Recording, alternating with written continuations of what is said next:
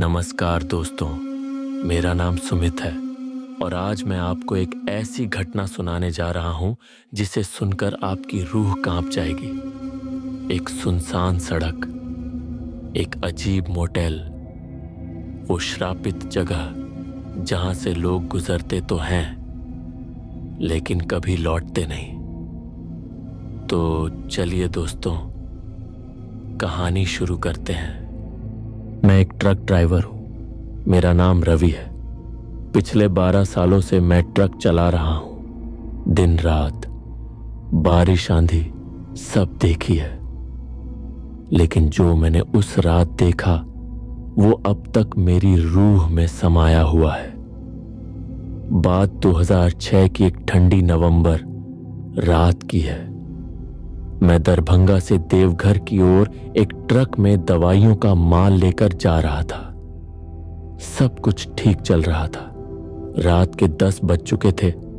सड़क वीरान थी और दूर दूर तक कोई रोशनी नहीं थी। रास्ते में एक पुराना सा ढाबा पड़ा, शंकर ढाबा। जगह वीरान थी लेकिन चाय की तलब लगी थी। मैंने ट्रक एक ओर खड़ा किया और अंदर गया। वहां सिर्फ एक बूढ़ा आदमी बैठा था जो बिना पलकें झपकाए मुझे घूर रहा था। मैंने मजाक में कहा, बाबा, सुना है आगे वाले जंगल में कोई आत्मा रहती है। उसने नजरें झुकाई और धीमे से बोला, बेटा, वहां मत रुकना। कुछ भी हो जाए, खासकर उस पुराने मोटेल के पास मत रुकना। वहां सब कुछ वैसा नहीं है जैसा दिखता है। मैं हंसा और चाय पीकर ट्रक स्टार्ट कर वहां से निकल गया। ढाबे से निकले मुझे ज्यादा देर नहीं हुई थी कि मैंने देखा सड़क के किनारे एक बकरी खड़ी थी। पर कुछ तो अजीब था। उसकी आंखें बिल्कुल सफेद थीं। कोई पलक नहीं, कोई हरकत नहीं। वो मुझे ऐसे घूर रही थी जैसे किसी मुर्दे की आंखें हों, ठंडी और खाली। मैंने डर के मारे स्पीड बढ़ा दी, लेकिन कुछ दूरी पर पहुंचते ही माहौल बदल गया। हवा रुक गई।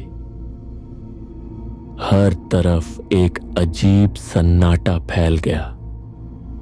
ऐसा लगा जैसे जंगल सांस ले रहा हो और मैं उसके अंदर जा रहा हूं। अब सड़क वैसी नहीं रही। जीपीएस काम नहीं कर रहा था। मोबाइल में सिग्नल गायब था।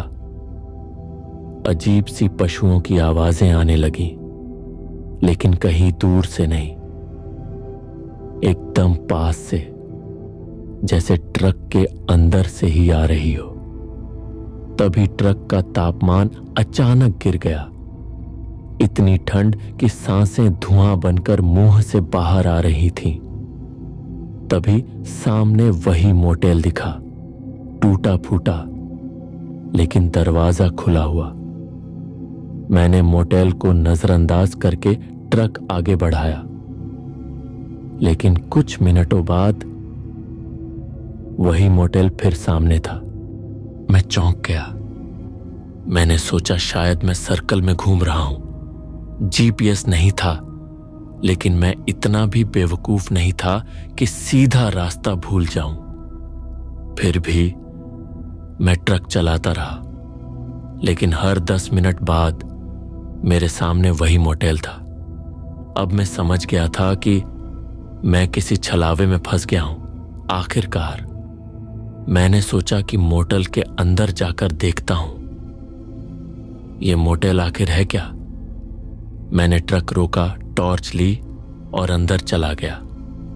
अंदर एक लंबा गलियारा था। लकड़ी की फर्श पर मेरे कदमों की आवाज गूंज रही थी। दीवारों पर धुंधले काले रंग के निशान थे। तभी हवा से एक कमरा खुला। वहां एक आईना था जिसमें मेरा अक्स नहीं दिख रहा था। मैं जैसे ही बाहर जाने के लिए मुड़ा, किसी ने मेरा हाथ पकड़ा, बर्फ की तरह ठंडा हाथ।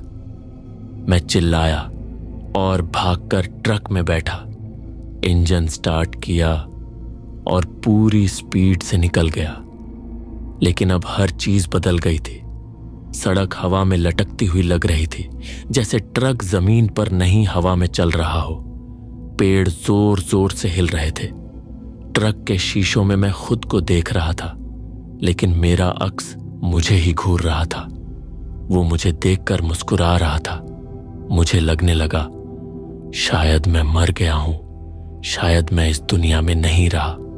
हर बार जब मैं आंखें झपकाता, मैं वापस उसी मोटेल के सामने होता। दिन निकलने का नाम नहीं ले रहा था। आखिर मैं हार थक कर उतर कर जोर जोर से रोने लगा। मैं थक गया था, हार चुका था। तभी वो आया। वो एक लंबी काली परछाई, इंसान की शक्ल में, लेकिन उसका चेहरा नहीं था। बस एक आवाज थी, अब तेरा बारी है। जो यहां आया वो कभी वापस नहीं गया।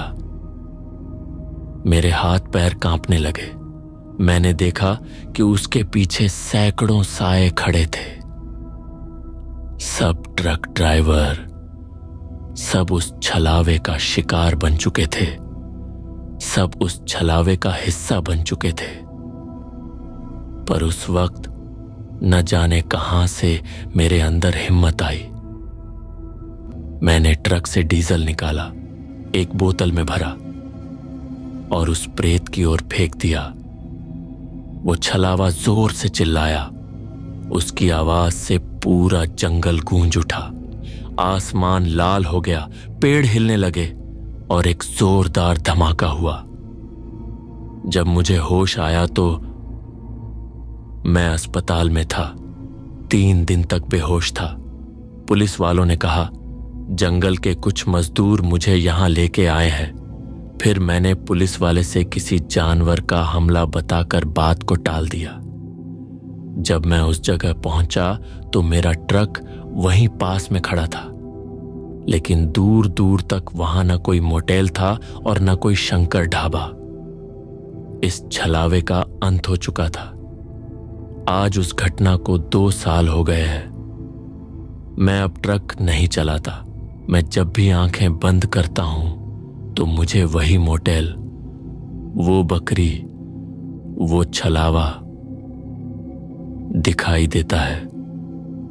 कभी कभी लगता है क्या वो वाकई मिट चुका है, या उस छलावे ने मुझे छोड़ दिया सिर्फ इसलिए कि मैं उसे मिटा चुका था। तो दोस्तों, आपको ये कहानी कैसी लगी कमेंट करके जरूर बताइए।